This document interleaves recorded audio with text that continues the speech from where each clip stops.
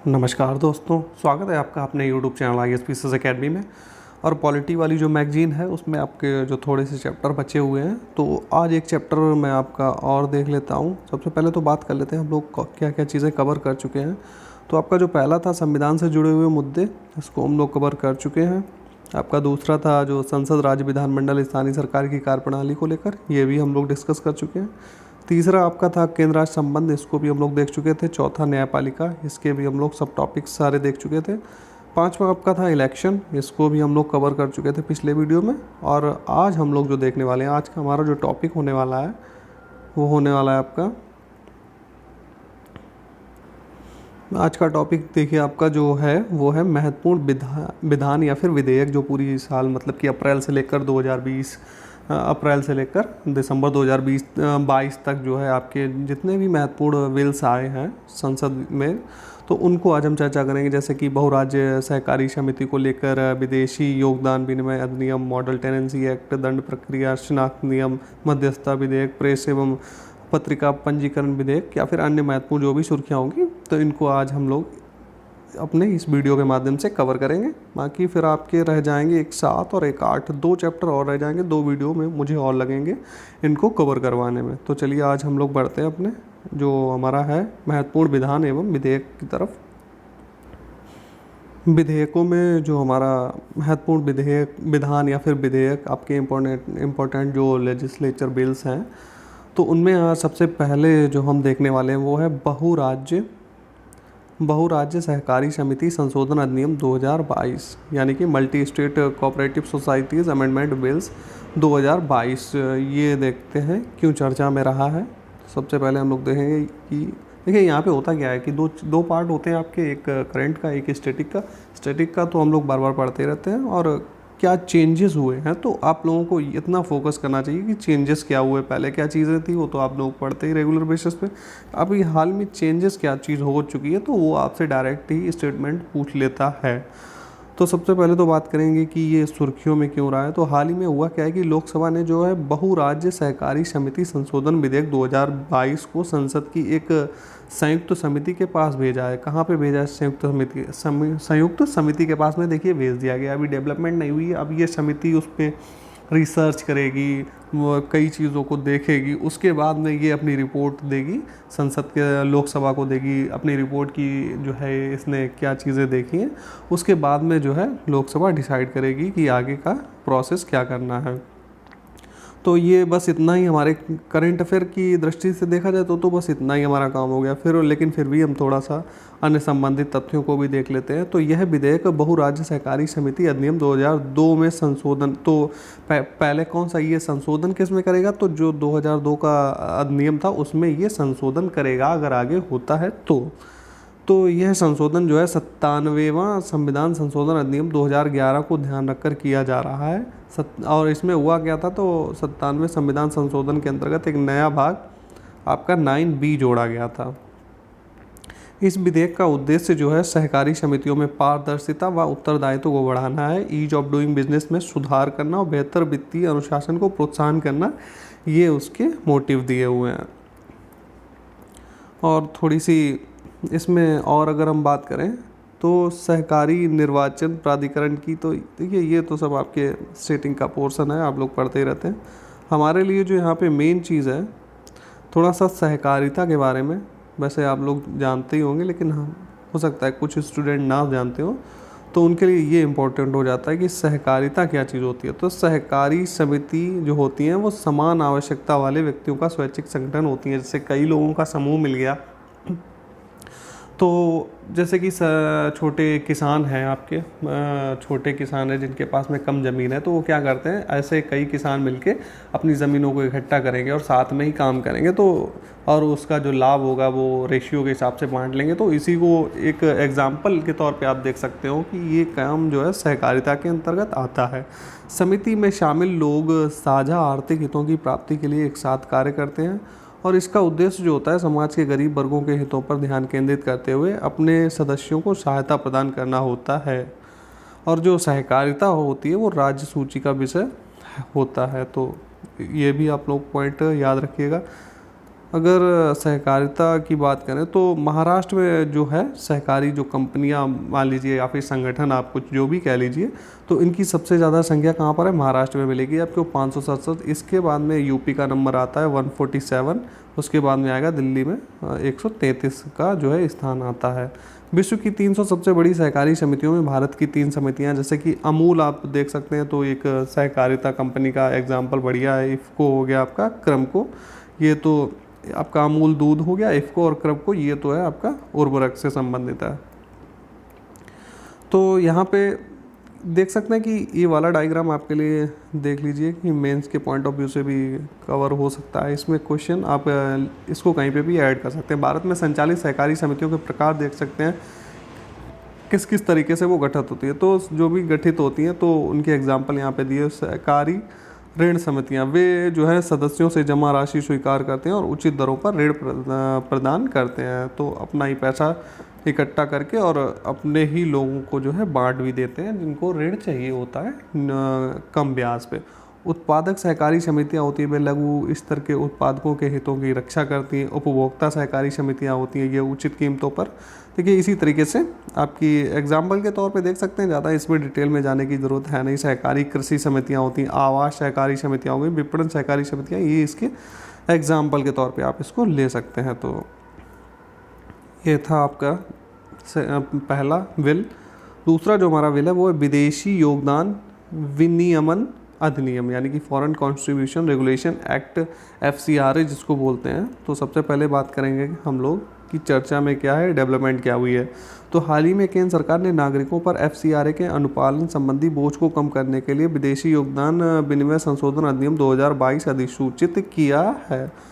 तो यहाँ पे इन्होंने क्या क्या चेंजेस की बात की है, तो इसके ज़रिए विदेशी योगदान विनियम नियम 2011 में संशोधित किया जाएगा। तो सबसे पहले चेंजेस कहाँ होगा, ये पिछला जो आपका अधिनियम था 2011 में आया था उसमें चेंज होगा। इसके तहत अब कोई भी विदेशी व्यक्ति भारत सरकार को सूचित किए बिना 10 लाख रुपए, अधिकतम कितना मैक्सिमम कर दिया है 10 लाख रुपए भेज सकता है। जैसे कि इसमें होता क्या है, जैसे कि किसी राजनीतिक दल को फंड भेजना है, किसी NGO को विदेश से अगर कुछ हेल्प आ रही है तो मैक्सिमम 10 लाख रुपए तक की अगर उसको हेल्प आ रही है तो उसमें आप उसको गवर्नमेंट की परमिशन नहीं लेनी पड़ेगी। अगर 10 लाख से ऊपर आ रही है तो उसमें प्रोसेस होती है, गवर्नमेंट से परमिशन लेनी पड़ती है, ID प्रूफ वगैरह ये सब गवर्नमेंट के पास में डॉक्यूमेंट जमा करने पड़ते हैं, किस सोर्स से पैसा आ रहा है, किस लिए किसको जा रहा है, तो ये सब चीज़ें गवर्नमेंट को देनी पड़ती है। अगर 10 लाख रुपये तक आ रहा है तो गवर्नमेंट उसमें ज़्यादा आपको परमिशन नहीं लेनी होगी, बाकी आपका अकाउंट वगैरह तो लगेंगे लेकिन आपको परमिशन नहीं लेनी होगी।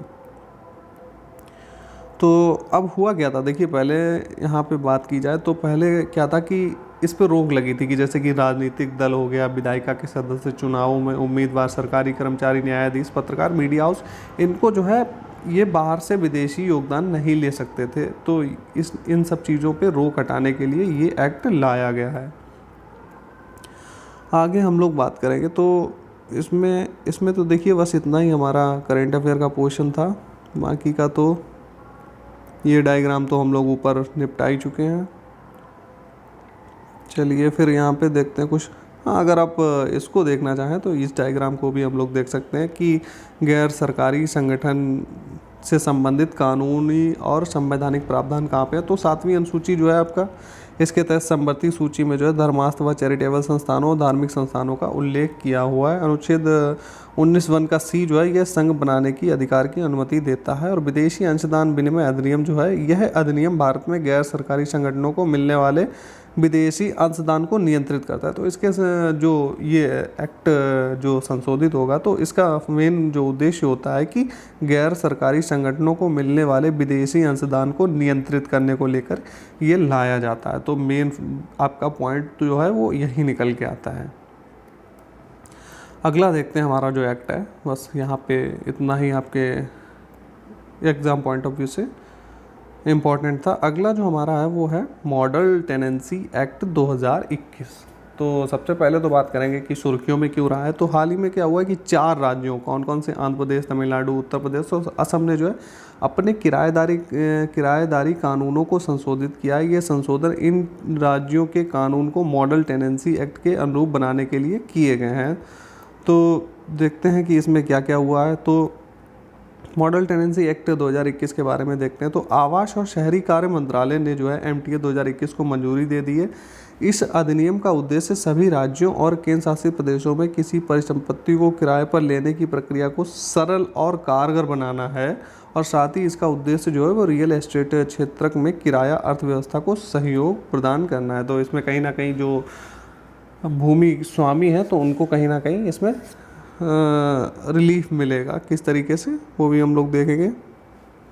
तो 2021 में जम्मू कश्मीर MTA को अपनाने वाला पहला केंद्र शासित प्रदेश बन गया है, और आवास संविधान की जो है 7वीं अनुसूची के तहत राज्य सूची का विषय है। इसलिए यह अधिनियम केवल और केवल एक सुझाव देने वाला ढांचा है, बाध्यकारी नहीं है। किराए के आवास अनुबंधों को विनियमित करते समय राज्यों को इस अधिनियम का पालन करना चाहिए। तो ये बात इसमें लिखी है। यह 70 साल पहले अधिक पुराने पूर्वी पंजाब शहरी किराया प्रतिबंध अधिनियम जो 1949 के मौजूदा किराएदारी प्रावधानों को प्रतिस्थापित करता है। तो आगे हम लोग देखें बात, यहाँ पे देखिए एक इम्पॉर्टेंट आपके लिए सबसे इम्पॉर्टेंट बात है, तो वो है किस पर लागू होगा ये। तो यह जो है आवासीय वाणिज्यिक या शैक्षिक उपयोग वाले परिसरों को कवर करेगा। तो किसको किसको करेगा? आवासीय वाणिज्यिक यानी उद्योग के लिए, और जो है आपके शैक्षिक उपयोग वाले जो परिसर होंगे उनको कवर करेगा, लेकिन औद्योगिक उपयोग वाले परिसरों को इसमें नहीं शामिल किया गया है। जैसे कि आप एग्जाम्पल के तौर पर होटल, लॉजिंग हाउस, सराय आदि भी शामिल नहीं होंगे इसमें। तो बस ये आपके लिए ये जो है सबसे ज़्यादा इम्पॉर्टेंट है कि किस पर लागू होगा। किराएदारी समझौता के तहत क्या हुआ है कि सभी परिसरों को पारस्परिक रूप से सहमत शर्तों पर एक लिखित समझौते के बाद ही किराया पर दिया जाएगा। साथ ही किराएदारी अनुबंध की तारीख से 2 महीने के भीतर प्रस्तावित किराया प्राधिकरण को इस बारे में सूचित किया जाएगा। तो बस यहाँ पे यही इम्पोर्टेंट है, बाकी आपके जो है आप स्किप कर सकते हैं।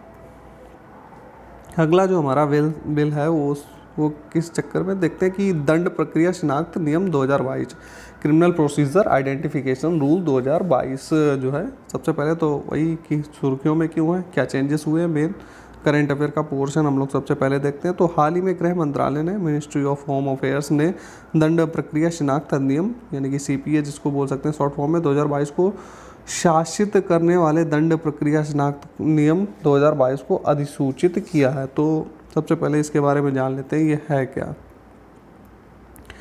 यह अधिनियम बंदी शिनाख्त अधिनियम 1920 की जगह लाया गया। तो पहला कौन सा था? 1920 का जो अधिनियम था उसमें चेंजेस करने के लिए ये लाया गया है। तो यह देखिए मेन यहाँ पे हुआ क्या है, मैं आपको की पॉइंट बता देता हूँ। तो इसमें जो होगा वो होगा, इसका उद्देश्य जो है अपराध में शामिल व्यक्ति की विशिष्ट पहचान को सुनिश्चित करना। इससे आपराधिक मामलों को सुनिश्चित करने एजेंसियों को मदद मिलेगी। किस चक्कर में? देखिए यहाँ पे होगा क्या, जब अपराधी होगा उसकी जैविक माप, आप उसकी जैविक आइडेंटिटी और फोटोग्राफ का जो है आप उसके पास में, पुलिस के पास में डाटा हो जाएगा। जैसे कि आइरिस हो गई, फिंगरप्रिंट्स वगैरह ये सब ले सकते हैं, ब्लड का जो है सैंपल ले सकते हैं। अगर कहीं और पे दुर्घटना होती है तो उस तरीके से वहाँ पे चीज़ें डाटा अगर गवर्नमेंट के पास में या फिर पुलिस के पास में है तो वहाँ पे जाके वो जो है जब जांच करेगी तो उस तरीके से वहाँ पे अगर उसको कोई DNA वगैरह कोई चीज़ अगर उसको मिलती है तो आराम से उसकी पहचान हो सकती है अपराधी की। तो इस चक्कर में देखिए ये बस की पॉइंट तो यही है, इसीलिए इसको लाया गया है। इसको वहाँ पे ऐड नहीं था जैविक माप लेना, फोटोग्राफ जो 1920 का अधिनियम था, तो उसको ही ऐड करने के लिए ये बिल लाया गया। बस यहाँ पे इतनी ही बात आपको याद रखनी है, बाकी का आपको छोड़ देना है।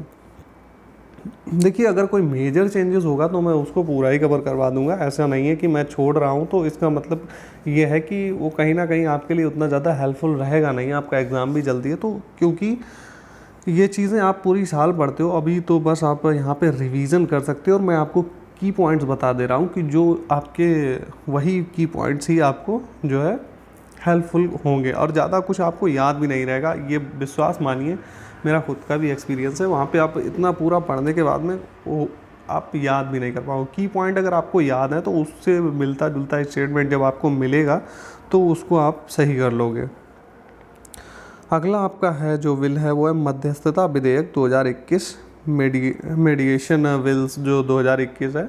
तो देखते हैं कि इसमें क्या बदलाव लाने की कोशिश की गई है। हाल ही में कानून और न्याय संबंधी संसदीय स्थायी समिति ने जो है मध्यस्थता विधेयक 2021 में महत्वपूर्ण बदलाव लाने की सिफारिश की है। तो कमेटी ने सिफारिश कर दी है, अभी चेंजेस नहीं हुए हैं। हो सकता है कि अगले फेज़ में हो जाए, लेकिन अभी नहीं हुए हैं। तो ये बात आपको याद रखनी है कि अभी तो नहीं हुए हैं। तो मध्यस्थता के बारे में अगर आप थोड़ा जानें तो मध्यस्थता वस्तुतः संबंधित पक्षों के लिए उपलब्ध वैकल्पिक विवाद समाधान का एक रूप है। यह एक स्वैच्छिक प्रक्रिया होती है। तो यहाँ पे आप समझ सकते हैं कि ये एक स्वैच्छिक प्रक्रिया है। 5 प्रकार के आपके पास में विकल्प होते हैं। इस डायग्राम के तहत आप समझ सकते हैं कि स्टार्टिंग में ही जैसे कि किसी के मध्य विवाद है तो उसकी सुलह करवा देना। एक यहाँ पे देख सकते हैं कि इसके तहत एक तटस्थ तृतीय पक्ष के द्वारा संबंधित पक्षकारों से प्राप्त सूचना के आधार पर बातचीत कर समाधान का विकल्प निकालना। समझौता वार्ता हो गई, नेगोशिएशन करवा देना, मीडिएशन करना, मध्यस्थता करना। तो ये आपके जो है विकल्प हैं। सहयोगी कानून का सहारा लेना, इसके तहत दोनों पक्षकारों को प्रतिनिधित्व एक सहयोगी वकील के द्वारा किया जाना। दोनों पक्षकार मुकदमा नहीं करने के लिए सहमत हो जाए, मतलब किसी न किसी तरीके से उनको जो है कन्विंस करना है कि जो है मुकदमे से दूर रहा जाए और मध्यस्थता के माध्यम से वो अपना जो है विवाद को सुलझा ले, जिससे कि उनको भी आने वाले समय में आसानी होगी। बेसिकली यही बात इसमें दी गई है कि जो है ज़्यादा मुकदमेबाजी में जो है लोगों का समय बर्बाद ना हो, इस तरीके से जो है यहाँ पे दी गई है।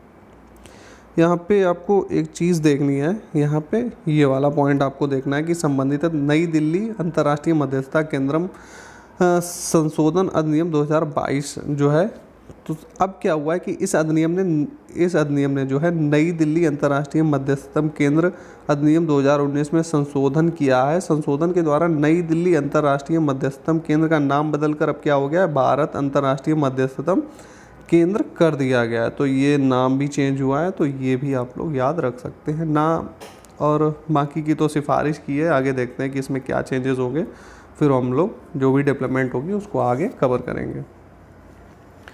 अगला जो हमारा बिल्स है वो आता है आपका प्रेस एवं पत्रिका पंजीकरण विधेयक, registration of press and periodicals bills जो है बिल है। तो देखते हैं कि ये क्यों लाया गया है और सुर्खियों में क्यों बना है।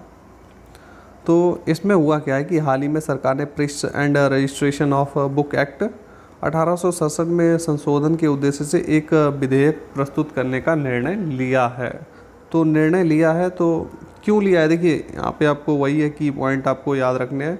हुआ क्या था कि ये जो प्रेस एक्ट लाए थे, आप हिस्ट्री अगर आप लोगों ने पढ़ी हो तो आपने देखा होगा कि सेंसरशिप एक्ट 1799 में बेलेस्ली लेके आया था। तो कि कहीं ना कहीं उस समय जो माहौल बन रहा था उसको जो है दबाने के लिए कि सच्चाई कहीं ना कहीं बाहर ना आ सके और जो है अभिव्यक्ति की आज़ादी पर की जो स्वतंत्रता है उसका हनन भी इससे होता है।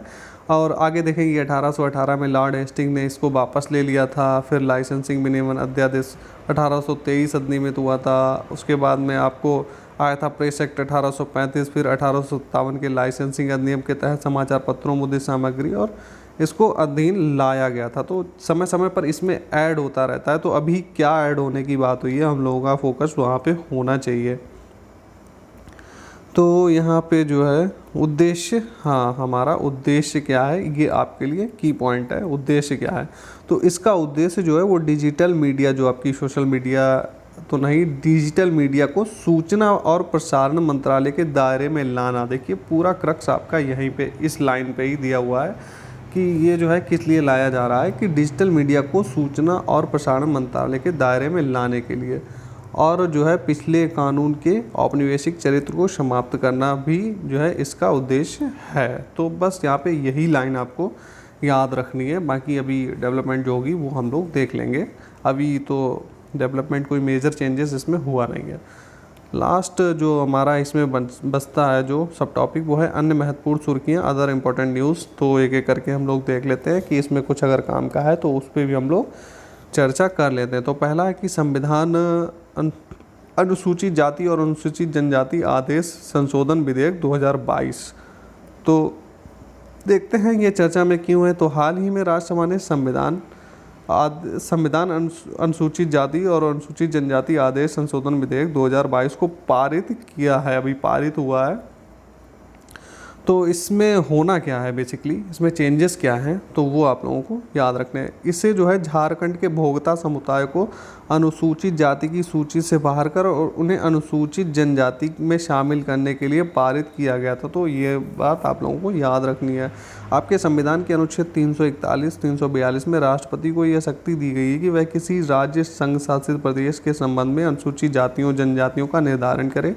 वह संबंधित राज्य के राज्यपाल के साथ परामर्श करने के बाद आदेश जारी करता है। तो ये आपकी हो गई। और देखिए यहाँ पे बस एक और आपके लिए न्यूज़ इम्पॉर्टेंट है, जो कि बहुत ही ज़्यादा इम्पॉर्टेंट है। आपसे पूछा जा सकता है कि ये सब चीज़ें क्या हैं। जैसे कि मैं आपको यहाँ पे दिखाता हूँ। तो विधेयक ने क्या किया है कि 4 जनजातियों को जो है अनुसूचित जनजाति की श्रेणी में शामिल कर दिया गया है। तो इसमें कौन कौन सी शामिल हुई हैं, ये आपके लिए इम्पोर्टेंट है। हिमाचल प्रदेश के ट्रांसगिरी क्षेत्र की जो हट्टी जनजाति है, और तमिलनाडु के पर्वतीय इलाकों में रहने वाली नारी कोरावन जो है, और कुरुविक्रम जनजाति, और छत्तीसगढ़ की बिंझिया समुदाय जो है, इसको एसटी में शामिल कर दिया गया। देखिए अब आपसे क्वेश्चन किस तरीके से बन सकता है, तो कि आपके ऑप्शन में दे देंगे कि हट्टी, नारी, कोरावन, कुरुविक्रम और बिंझिया। तो दे देंगे कि ये चीज़ें अभी हाल ही में न्यूज़ में रही थी। तो ये क्या है, जनजाति हैं, कोई प्राचीन काल के ऐतिहासिक स्थल हैं, या फिर कुछ भी करके आपसे पूछ सकता है। तो इस तरीके से आपका ऑप्शन बन जाएगा। तो इसको आप लोग याद रखिएगा कि ये जो क्या है, जनजातियाँ हैं। धर्मांतरण रोधी विधेयक, ये इम्पोर्टेंट तो नहीं है, लेकिन फिर भी हम लोग इसको देख लेते हैं कि हाल ही में कर्नाटक विधान परिषद ने कर्नाटक धार्मिक स्वतंत्रता अधिकार संरक्षण नामक विधेयक पारित किया है। तो अब तक जो है धार्मिक परिवर्तन को प्रतिबंधित या विनियमित करने वाला कोई केंद्रीय कानून नहीं है। तो ये बात आपको याद रखनी है। कुछ राज्यों जैसे कि ओडिशा, मध्य प्रदेश आदि ने बल, धोखाधड़ी या प्रलोभन द्वारा धर्म परिवर्तन को प्रतिबंधित करने के लिए कानून बनाए हैं। सेंटर में कोई भी कानून नहीं है। तो इसको आप देख सकते हैं। बाकी ये लाइन लास्ट वाली देख सकते हैं कि इस बात में सुप्रीम कोर्ट ने इस बात पर प्रकाश डाला था कि संविधान के जो है अनुच्छेद 25 में धर्मांतरण का अधिकार शामिल नहीं, किसमें रेलवे जो स्टेनिलॉस बना मध्य प्रदेश बाद जो 1977 में सुप्रीम कोर्ट ने ये बात कही थी कि मध्य प्रदेश और उड़ीसा के धर्मांतरण रोधी कानूनों की वैधता को बरकरार रखना। तो आगे हम लोग बात करेंगे। देखिए सॉरी, मैं यहाँ पे रेलवे बोल गया, यहाँ पे रेव दिया हुआ है, मैं शायद गलती से रेलवे निकल गया। तो अगला जो हमारा है वो है उपासना स्थल अधिनियम 1991।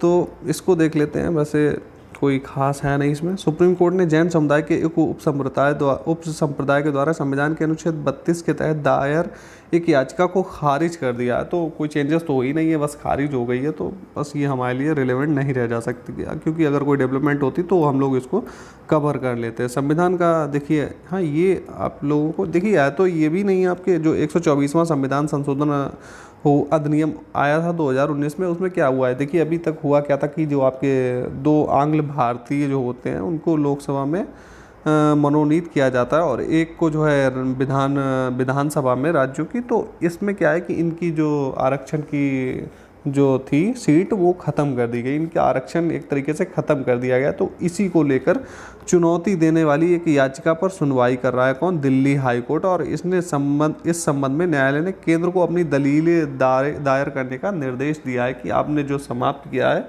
इसका बेस बताइए कि आपने किस तरीके से इन चीज़ों को समाप्त किया है। तो बस इस पर अभी कोई डेवलपमेंट नहीं हुई है। हाँ, इसको आप कि इसके लिए याचिका आ चुकी है कोर्ट में। आगे देखते हैं कि क्या डिसीजन आता है इस पर, तो वो समय के साथ हम लोग कवर करेंगे।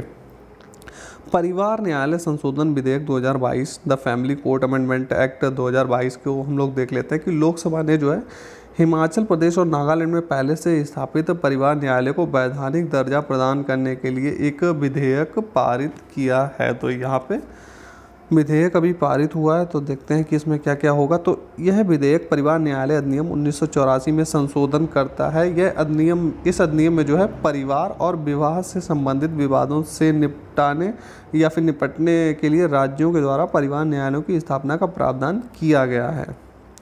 हालांकि केंद्र सरकार ने जो है इन राज्यों में अधिनियम, वही बात है कि यहाँ पे अब इतना ज़्यादा कोई चीज़ हमारे लिए है नहीं, अब जितना था मैंने आपको बता दिया। बेनामी लेन देन निषेध अधिनियम 1988, तो इसमें क्या हुआ है कि सुप्रीम कोर्ट ने बेनामी लेन देन निषेध अधिनियम 1988 के कुछ प्रावधानों को जो है रद्द कर दिया है। वो प्रावधान यहाँ पे बताए भी नहीं गए हैं, तो इसलिए हम लोगों को ये इतना फोकस भी नहीं देना है। शत्रु संपत्ति इनेमी प्रॉपर्टी, तो ये क्यों अभी चर्चा में आई है।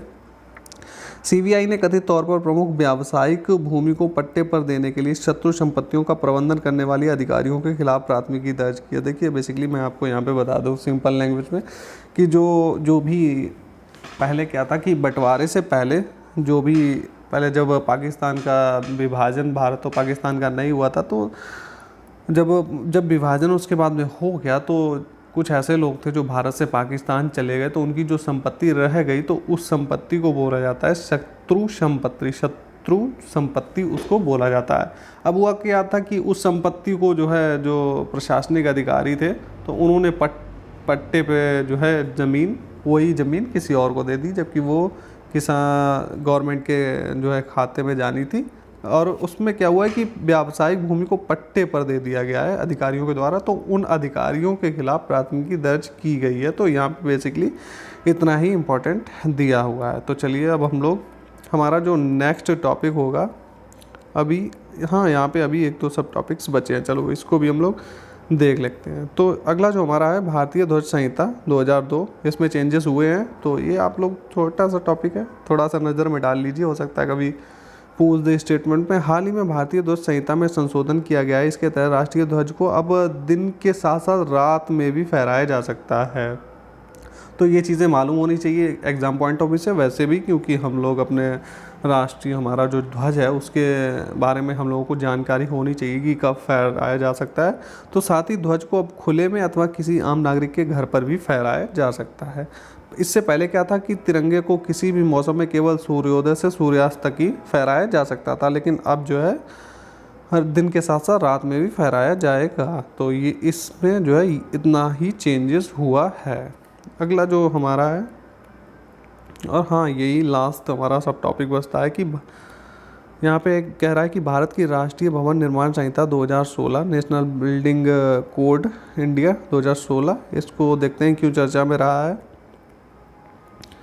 तो हाल ही में उपभोक्ता मामलों के मंत्रालय ने NVC 2016 का उपयोग करने के लिए विद्युत प्रतिष्ठानों में सुरक्षा पर पुस्तिका और गाइडलाइन जारी की है। तो इसमें क्या हुआ है कि NBC 2016 एक प्रकार का तकनीकी दस्तावेज है। इसमें भवनों की योजना, डिजाइन, निर्माण, परिचालन तथा रखरखाव से संबंधित सभी प्रावधान इसमें शामिल हैं। इस संहिता के प्रावधानों का अनुपालन जो है भवनों से संबंधित सुरक्षा, स्वास्थ्य सुविधा, सुगम्यता, संधारणीयता संबंधी आवश्यक मानक सुनिश्चित करता है। इसे भारतीय मानक ब्यूरो यानी कि BIS ने जो है डिजाइन किया है। तो आज का हमारा जो था वो लेक्चर यहीं पे रहेगा। अगला जो हमारा है वो सुर्खियों में रहे महत्वपूर्ण संवैधानिक, सांविधिक, कार्यकारी जो बॉडीज़ हैं हमारी, इन पे चर्चा होगी नेक्स्ट वीडियो में। और आपके 2 वीडियो और बनेंगे, इसमें आपका पूरा पॉलिटी समाप्त हो जाएगा। तो चलिए फिर हम लोग मिलते हैं नेक्स्ट वीडियो में अगले टॉपिक को लेकर।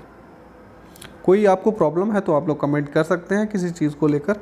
देखिए PDF की सबसे ज़्यादा बच्चों को PDF की प्रॉब्लम आ रही है। तो मैं आपको एक बात बता दूँ, आप विज़न IAS की जो वेबसाइट है वहाँ पे जा सकते हैं, वहाँ से आप मैगज़ीन को डाउनलोड कर सकते हैं। नहीं तो अगर आप गूगल पे भी लिखेंगे कि विज़न IAS PT 365 इन हिंदी अगर आप टाइप करेंगे तो गूगल भी आपको विज़न IAS की वेबसाइट पे ले जाएगा। प्रॉब्लम क्या होती है, वहाँ पे जो बार खुल के आता है टैब बार, तो वहाँ पे इंग्लिश की ही शो करता है। वहाँ पे आपको इंग्लिश वाले में पॉइंट पे क्लिक करना है, वहाँ से आप सेलेक्ट कर सकते हैं हिंदी। वहाँ पे इंग्लिश जो दी है वहाँ पे आपको हिंदी चेंज करना पड़ेगा, फिर आपको हिंदी वाली भी मैगजीन शो हो जाएंगी।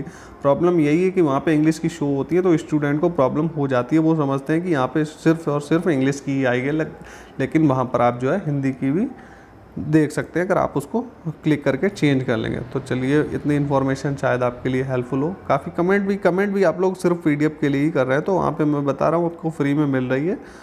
तो चलिए फिर हम लोग मिलते हैं नेक्स्ट वीडियो में। किसी को PDF चाहिए तो वहाँ से आप लोग डाउनलोड कर सकते हैं। वैसे मैं भी सोच रहा हूँ कि वीडियो के डिस्क्रिप्शन में आपको PDF दे ही दूँगा।